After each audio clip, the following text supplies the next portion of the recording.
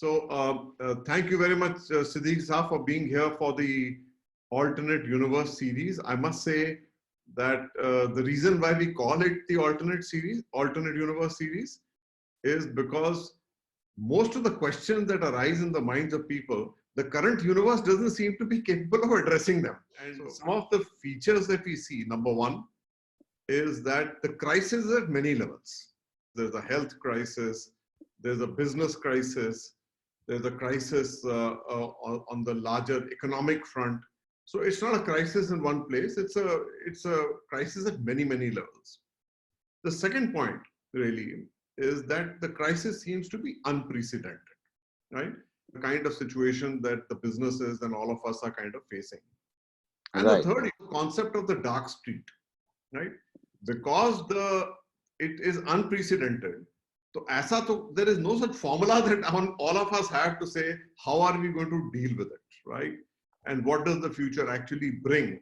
So these are the reasons why we call it the alternate universe. I don't know if you have a view about it, the background and context to this conversation. Love to hear your views on this, sir. I think fully appreciate and fully agree with the context definition which you have said. In fact, 4 or 5 generations currently, Deepak, including all of us, have zero background or experience or memory recall on any such crisis which we may have dealt as human beings in our life, or which we may have dealt in our corporate life, part of the business kind of experience.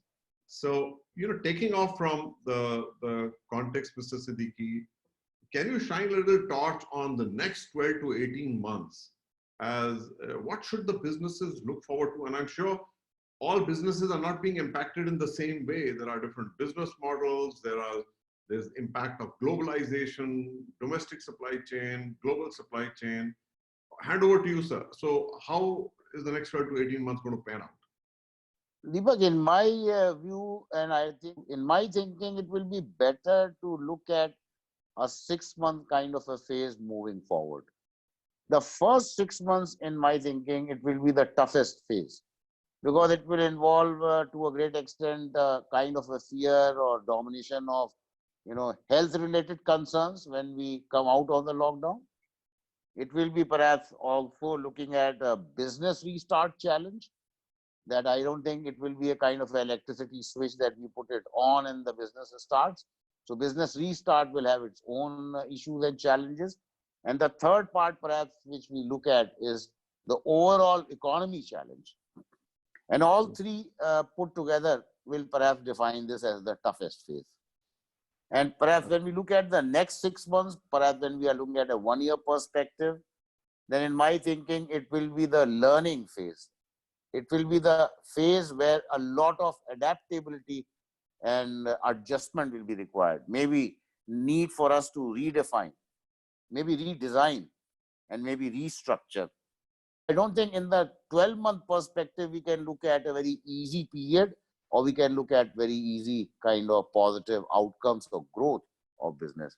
But maybe next 6 months, when we look at an 18-month perspective, we may see the emergence of a new normal. But what I can see is that this new normal will require an essential prerequisite, that we should be capable of selectively deleting our past. If we are not able to do that, we'll be getting into bigger problems as things move on. I think India will be relatively placed with a very good potential economic growth compared to other global destinations or competing nations, because of certain critical factors. In our case, for example, the demographic dividend we have been talking of in the last 5-7 years will become extremely important and a very big potential positive for our country. Aided with right kind of skilling, perhaps we will be sitting very pretty when we look at next 5-7 years kind of perspective. Compared to the rest of the world, India is much more strongly placed, robust kind of financial systems, institutions, which are going to give us a headway, big potential advantage while competing with the rest of the world. So somewhere perhaps when we are looking at this as a silver lining in my thinking, I think I would look at it with great optimistic kind of an approach, and maybe look at getting this potential to a great kind of opportunity of economic growth for our country. Only one question which is very vague, this new normal which I am talking of, it also includes, Deepak, how do you define globalization in future? Exactly. Exactly. I think it will undergo a huge shift in terms of maybe the digital era, maybe the kind of high-tech capabilities which we will be using now. For every odd meeting, jumping here and there into local destinations or global destinations may disappear. There can be better ways of looking at things, and some rearrangement, maybe restructuring of economic potential of global destinations will put China and India to a great extent in a very, very competitive and potential kind of positions. Just moving on a little bit and putting focus on the person and the few people at the top of the organization. I worry sometimes, Siddiqui Saab, about the massive load of accountability that sits on leadership at this point in time. Right? On Monday morning, not necessarily this Monday morning, whichever Monday morning, you declare normalcy, so to speak, and say, we have the opportunity to congregate, get our people together, and start building the business again. What is the CEO and the senior leadership team doing, thinking about, and what's your advice to them? Actually, Deepak, there's a very kind of interesting coincidences that the test of our leadership character started 12, 15 days back. How do we work from home? We don't know how to work from home. We never worked from home. So test of leadership actually started from that 10, 11-day period itself as to how do we direct our people, in our case 30,000 people, in case of many other industries, different kind of experiences, different kind of challenges. Somewhere cash flow, revenue challenges became huge. And perhaps when we look at this period, maybe mid-April or whenever I think the government thinks appropriate based on the assessment of the medical experts, we lift this lockdown and we get back to work. I think in my thinking, the business and the economic challenges will be coming much later. The first challenge which will be faced by the top leadership team and the CEOs will be the health crisis. How do we create that medical assurance to our population who are going to come back to work with great kind of fear of this transmission and this danger of this scary kind of a virus? How do we create in the work situation, in the factories, in the offices, this medical assurance that you will be safe, you will be fine? What are we going to do about that? So in our case, perhaps we are also exploring possibilities that thousands of our people are entering the factory. How do we check that nobody is carrying an infection? Second, perhaps to a great extent, most companies, and including all of us at the top business leadership role, how do we navigate the business strategy and business plan in a realistic but in a flexible manner, and maybe incorporating this new normal, the possibilities which we have not been able to experience earlier, which we have experienced now, and many such policies and strategies perhaps will have to be redo. Maybe to a great extent, the third very critical phase, which is very close to the first and second, Deepak, will be the need for very strong internal communications led by the top leadership. Internal communications to give the right information, to create this medical assurance, to maybe also show the way of how we are going to work, how we are going to recover, when we are going to become normal. Internal communications two-way, especially coming from the top, will set the tone. So I think we'll have to look at a very realistic, pragmatic blueprint, or maybe a kind of roadmap for recovery, and which has to be owned and understood and communicated across the company. To some extent, Siddiqui Saab, you have answered the last question, which is, what about the people perspective? What's your perspective at this stage, and what's your advice to the head of HR? What should this person be actually doing and advising the organization? And how do we navigate our organization through this conversation?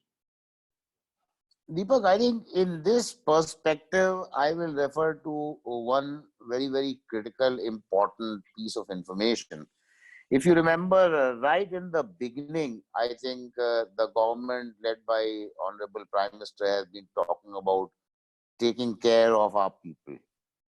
They have been making this request to the corporates right from day one. I think to a great extent, we must respond honestly to this advisory, to this request from the government, purely from the perspective that this was typically a human crisis. And I think in the human crisis, once it is getting over and once we are getting back to business, we should not be hitting humans directly. Number one. Number two, perhaps to a great extent, I think for the regaining of our business losses, building up performance, building up growth, I very firmly believe that it will all be driven by people. It will all be driven by people if they have the highest ownership, they have the motivation, they have the commitment, and they have the right kind of capability. Second perspective, perhaps to a great extent, is that for a problem which will exist for 3 months or 6 months, I think we cannot be looking at disturbing or destroying our talent strategy, people strategy, which is more medium to long term always. My advice to the HR leader will be at this point of time, they will have to respect the value-based leadership principles. And somewhere where we are seen as builder and groomer of people, I think somewhere when we look at this kind of impact on the top leadership teams coming from HR, should that be of mentoring and showing the right way.